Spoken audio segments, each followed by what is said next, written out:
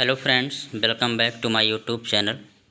Friends, आज के इस वीडियो लेक्चर में मौर्योत्तर काल या फिर गुप्त पूर्व काल जो कि 185 ईसा पूर्व से लेकर 319 ईस्वी तक के जो लुसेंट के ऑब्जेक्टिव बुक में जो प्रश्न पूछे गए हैं और जो कि एसएससी या अदर जो वनडे एग्जाम में प्रश्न पूछे गए हैं, उन सभी प्रश्नों को देखेंगे। आइए शुरुआत करते हैं। सबसे पहला प्रश्न है कि अंतिम मौर्य सम्राट बृहद्रथ की हत्या कर किसने शंगु वंश की स्थापना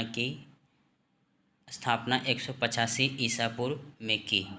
फ्रेंड्स, आपको 2 से 3 सेकंड का वक्त मिलेगा जिसमें आप प्रश्न का उत्तर सोच सकते हैं। फिर उसके बाद मैं आंसर बताते हुए पूरे 71 क्वेश्चन उन सभी प्रश्नों को सॉल्व करेंगे। तो इस प्रश्न का जो सही उत्तर है ऑप्शन ए, पुष्यमित्र। नेक्स्ट प्रश्न है, पुष्यमित्र शंगु मौर्य सम्राट बृहद्रथ की राजकीय सेना में किस पद पर आसीन था। इस प्रश्न का जो सही उत्तर ऑप्शन ए, सेनापति। नेक्स्ट क्वेश्चन, कण्व या काण्व वंश का संस्थापक कौन था। तो इस प्रश्न का जो सही उत्तर है ऑप्शन ए, वसुदेव। नेक्स्ट प्रश्न है, सातवाहन वंश का संस्थापक कौन था। तो इस प्रश्न का जो सही उत्तर है option A, Simuka.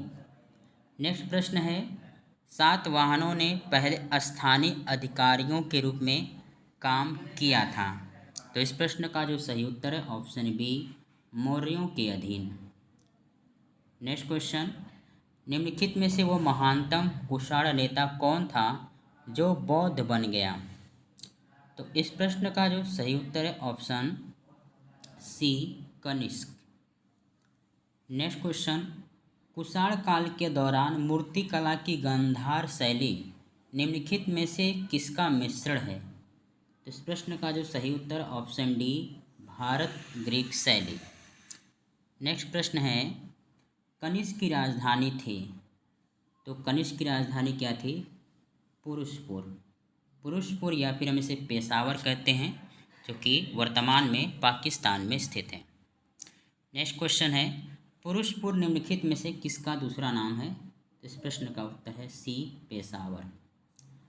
Next question है, चरक किसके राज चिकित्सक थे। तो इस प्रश्न का जो सही उत्तर है ऑप्शन डी, कनिष्क।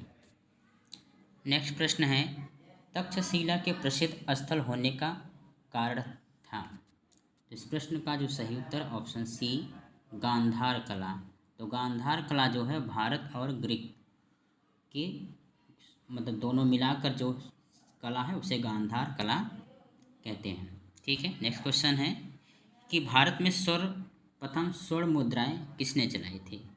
तो इस प्रश्न का जो सही उत्तर है ऑप्शन बी, इंडो बैक्ट्रियन। तो बैक्ट्रियन की जगह यहाँ पर यूनानी भी आ सकता है या फिर ग्रीक, मतलब एक ही है। ठीक है। तो नेक्स्ट क्वेश्चन है, किस संग्रहालय में कुषाण कालीन मूर्तियों का संग्रह अधिक मात्रा में है। तो इस प्रश्न का जो सही उत्तर है ऑप्शन ए, मथुरा संग्रहालय।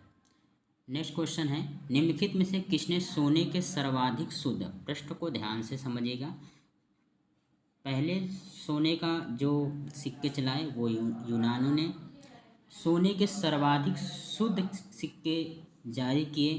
तो इस प्रश्न का जो सही उत्तर है ऑप्शन सी हो जाएगा, यानी सर्वाधिक सोने के सिक्के, शुद्ध सिक्के जारी किसने की, तो शक ने। नेक्स्ट क्वेश्चन है, सातवाहनों के समय मुद्रा सर्वाधिक, सॉरी फ्रेंड्स एक मिनट, 14 नंबर, हाँ। तो निम्न क्वेश्चन है कि किसने सर्वाधिक शुद्ध सिक्के जारी किए। तो ए, कुषाण। ठीक है। नेक्स्ट क्वेश्चन है, सातवाहनों के समय मुद्रा सर्वाधिक किस धातु के बने थे। तो इस प्रश्न का जो सही उत्तर है ऑप्शन ए, सीसा के बने थे। नेक्स्ट प्रश्न है, निम्नलिखित में से कनिष्क के समकालीन कौन थे। तो इस प्रश्न का जो सही उत्तर ऑप्शन बी, नागार्जुन, अश्वघोष और वसुमित्र। नेक्स्ट प्रश्न है, किस वंश के शासकों ने ब्राह्मणों एवं बौद्ध भिक्षुओं को कर मुक्त भूमि या गांव भूमि अनुदान देने की प्रथा प्रारंभ की थी? तो इस प्रश्न का जो सही उत्तर है, बताइए। तो इस प्रश्न का जो सही उत्तर है ऑप्शन ए सातवाहन। अगला प्रश्न है, भारतीय रंगमंच में यवनिका पर्दा का शुभारंभ किसने किया था? तो इस प्रश्न का जो सही उत्तर है ऑप्शन सी यूनानियों ने। नेक्स्ट क्वेश्चन, भारतीयों के महान रेशम मार्ग किसने आरंभ किया था? इस प्रश्न का जो सही उत्तर है ऑप्शन ए कनिष्क। ठीक है। निम्नलिखित में से किसने बड़े पैमाने पर स्वर्ण मुद्राएं सोने की मोहर चलाई थी? इस प्रश्न का जो सही उत्तर ऑप्शन सी कुषाण शासकों ने।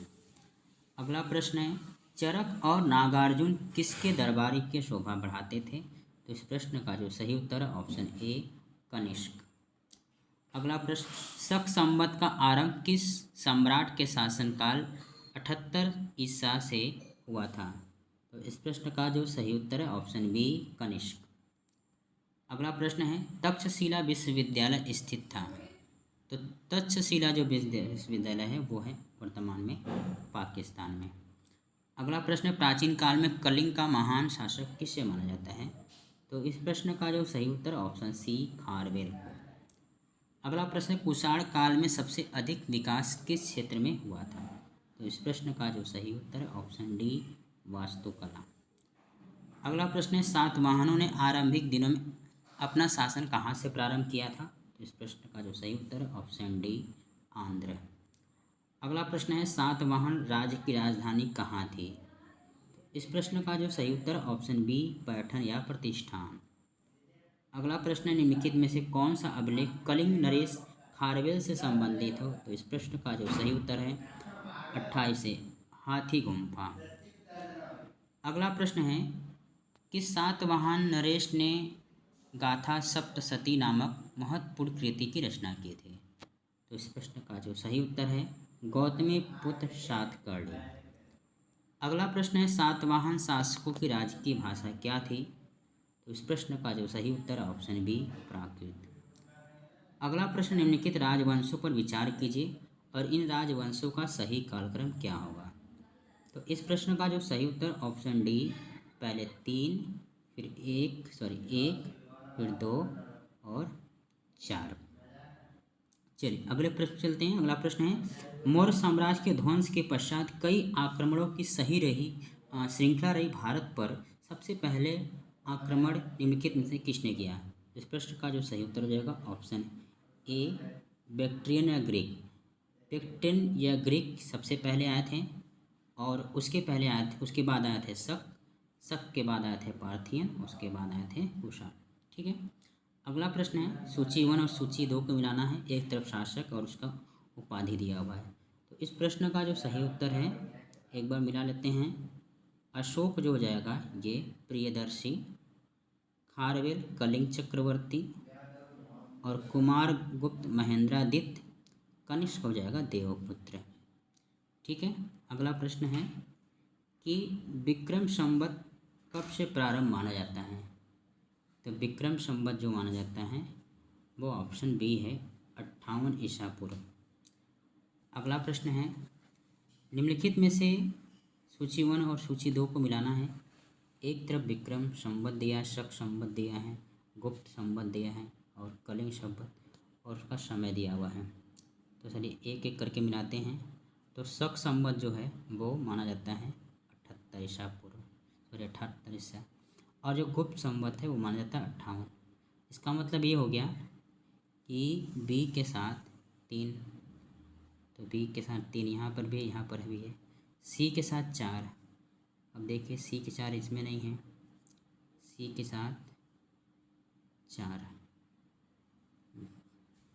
इसके बाद तो इस प्रश्न का जो सही उत्तर हो जाएगा वो डी, यानी ए के साथ, हाँ 1 मिनट सॉरी,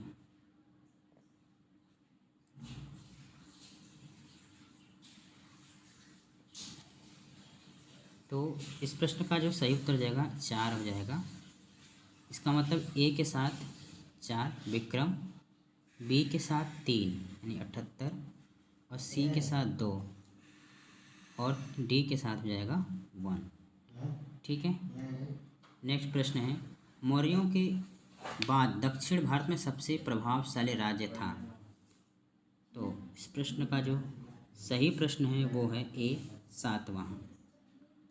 अगला प्रश्न है, बुद्ध की खड़ी प्रतिमा निम्न में से किस काल में बनाई गई थी। तो इस प्रश्न का जो सही उत्तर ऑप्शन बी कुषाण काल। अगला प्रश्न, शंगु वंश की याद शंगु वंश के बाद किस वंश ने भारत पर राज किया। तो इस प्रश्न का जो सही उत्तर हो जाएगा वो है कुषाण वंश। ठीक है। अगला प्रश्न है, किस चीनी जनरल ने कनिष्क को हराया था। इस प्रश्न का जो सही उत्तर हो जाएगा ऑप्शन ए पेन चाओ। अगला प्रश्न है, उत्तरी तथा उत्तरी पश्चिमी भारत में सर्वाधिक संख्या में तांबे के सिक्कों को जारी किया था। तो इस प्रश्न का जो सही उत्तर जाएगा ऑप्शन बी कुषाणों ने। अगला प्रश्न है कि कथन और कारण से दिया हुआ है, कुषाण फारस की खाड़ी और लाल सागर से होकर व्यापार करते थे। उनकी सुसंगठित नौसेना उच्च कोटि की थी।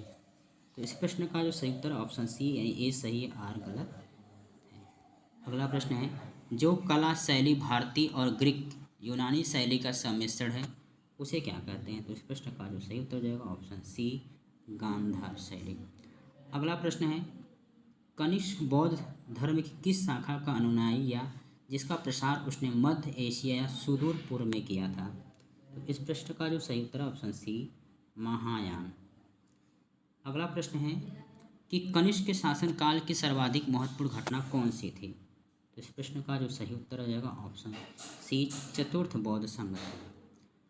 अगला प्रश्न है, प्राचीन भारत का महान व्याकरण पतंजलि किसका समकालीन था। तो इस प्रश्न का जो सही उत्तर है वो डी पुष्यमित्र शंभु। अगला प्रश्न है, सर्वप्रथम भारत में विशुद्ध संस्कृत भाषा में लंबा अभिलेख किस राजा द्वारा जारी किया गया था। तो इस प्रश्न का जो सही उत्तर है वो है शक राजा रुद्रदामन द्वारा।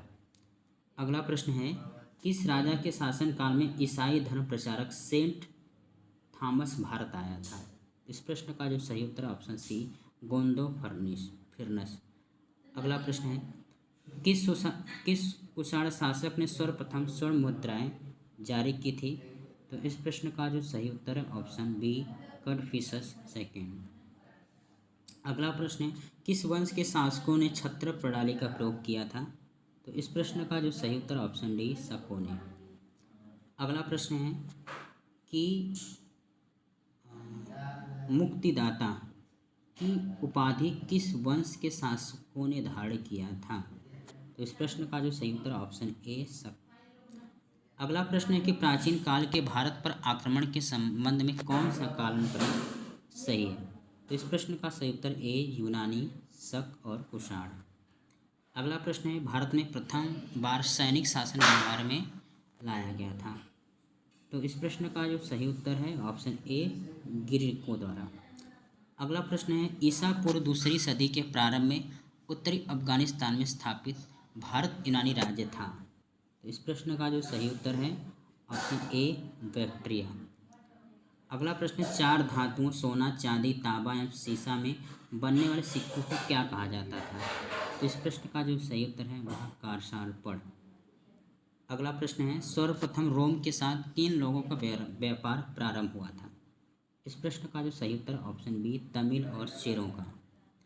अगला प्रश्न है, मौर्योत्तरकालीन प्रमुख बंदरगाहों में कौन असत्य है। तो निम्नलिखित में से देखा जाए तो ऑप्शन डी है कोचीन। अगला प्रश्न है, निम्न में से किस स्थान को पेरिप्लस ऑफ द इरिथियन सी में पोडुके के नाम संबोधित किया गया है। इस प्रश्न का जो सही उत्तर है वो है आपका बी अरिकोमेडू। ठीक है, अरिकामेडू बी सही है। अगला प्रश्न है, मौर्य उत्तर काल में किसने भारत में हिंद यूनानी राज्य की स्थापना की थी। इस प्रश्न का जो सही उत्तर ऑप्शन ए डेमेट्रियस। अगला प्रश्न है, निम्नलिखित में से किसने अपने जीवन के उत्तरार्ध में अपने पुत्र के हाथों में राजसत्ता सौंपकर बौद्ध भिक्षु बन गया था। इस प्रश्न का जो सही उत्तर सी मिनांडर। अगला प्रश्न है, कुषाणों का संबंध था। तो ये प्रश्न है चीन के यूचू जनजाति से।